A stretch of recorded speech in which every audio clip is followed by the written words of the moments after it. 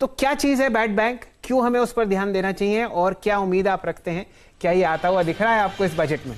बहुत समय से बात चल रही है, अब देखना होगा कि इस बार के बजट में फाइनली ये बैड बैंक आता है या नहीं। इसकी चर्चा इसलिए इस वक्त जोर पकड़ रही है क्योंकि सरकार की काफी सुधार की योजनाएं हैं आगे बैंक्स के लिए और उसमें ये बड़ी भूमिका निभा सकता है। अब ये जो बजट में एक बैड बैंक बनाने की बात आ रही है तो लोग ये कह रहे हैं कि बनाना ही है तो गुड बैंक बनाइए, ये बैड बैंक क्या बना रहे हैं।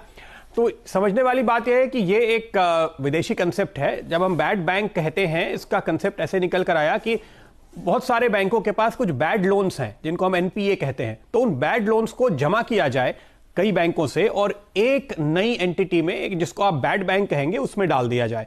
तो इससे बहुत सारे बैंकों की दिक्कतें दूर हो जाएंगी। जैसे हमारे यहाँ इस समय सारे सरकारी बैंक जो पीएसयू बैंक हैं वो एनपीए में इतने फंसे हुए हैं कि वो नए लोन नहीं दे पा रहे हैं और पूरे देश में जो उनकी गांव-गांव तक रीच है तो कारोबारियों को लगता है कि उनको लोन नहीं मिल रहा क्योंकि ये बैंक तो रिकवरी में ही लगे हुए हैं। अगर वो इसके चंगुल से निकल आए तो फिर से लोन देंगे, इससे ग्रोथ आएगी।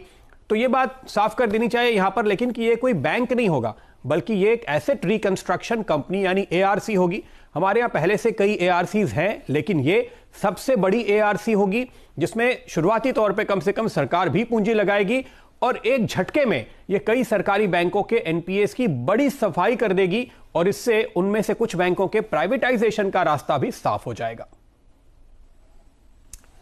चलिए, तो ये एक बेसिक स्ट्रक्चर है जो शायद आपको बजट में बनता हुआ दिखे और बहुत ही बारीकी से प्रदीप जी पूरे बैंकिंग सेक्टर को ट्रैक करते हैं। प्रदीप जी, आंकड़ा लगाइए, अगर बैड बैंक बन गया तो उसमें एनपीएस कितने होंगे अगर लाखों करोड़ों में बात की जाए तो?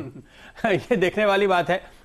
हम करीब 8-10 लाख करोड़ रुपए की एक समस्या की बात कर रहे हैं तो इफेक्टिवली कम से कम 2-1 लाख करोड़ के एनपीएस अगर वो एक्वायर करते हैं तो उससे एक असर पड़ेगा। अब जानने वाली बात आगे ये बाकी है कि क्या सरकार ये कहेगी कि इन कुछ बैंकों को हम प्राइवेटाइजेशन का कैंडिडेट समझ रहे हैं इसलिए इनके ही केवल एनपीए ले लीजिए जो हमारी प्रॉब्लम सॉल्व हो जाए कि इतने तो कम से कम सुधर जाएं, या सारे बैंकों के एनपीएस वो एक्वायर करेंगे? ये सारे डिटेल्स आने के लिए हमें इंतजार करना पड़ेगा। और क्या ये प्राइवेट सेक्टर बैंकों के भी एनपीएस एक्वायर करेंगे जो दिक्कत में है? क्या ये यस बैंक के एनपीए एक्वायर करेंगे? ये भी देखने वाली बात। तो अब आप मुझे बताइए कि अगर मैं बैड बैंक हूं और आप गुड बैंक हैं तो किस लेवल पर आप अपना एनपीए मुझे बेचने को तैयार हो जाएंगे? क्या हेयर कट आप लेंगे? ये यक्ष प्रश्न है जो महाभारत में यक्ष ने युधिष्ठिर से पूछा था और अगर इस सवाल का जवाब मिल गया होता शैल जी तो बैड बैंक आज से 5 साल पहले आ जाते। जी। तो इस सवाल का जवाब ही तो ढूंढ रहे हैं। जी बिल्कुल, और मैं ये मान के चलता हूं कि सवाल पूछना ही सबसे आसान काम है तो वो ही मैं करता हूं। एक बात और बताइए, मान लीजिए 2-1 लाख करोड़ के जो एनपीएस हैं वो इस बैड बैंक में आ गए।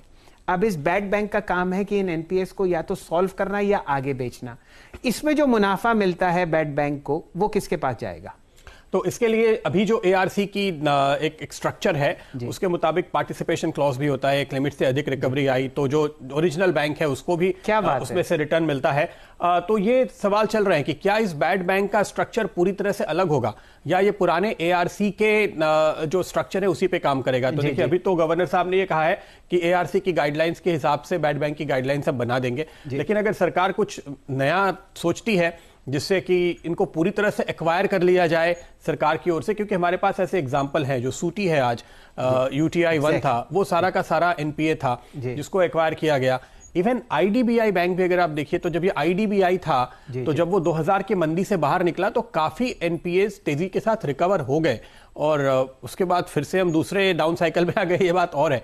तो इस बुरे दौर में अगर आप ऐसा कोई तरीका अपनाएं और सरकार इसमें बड़ी भूमिका निभाते हुए इन एसेट्स को एक्वायर कर ले तो अगले 5 से 10 साल में सरकार को जरूर मुनाफा होगा और शायद हम तब एक सूटी 2 ऐसा कुछ सुन रहे होंगे जो अपने एसेट्स मुनाफे पे बेचा करेगा। तो क्या ऐसा कोई रेवोल्यूशनरी गेम चेंजिंग फ्रेमवर्क आता है तो वो बहुत अच्छा होगा।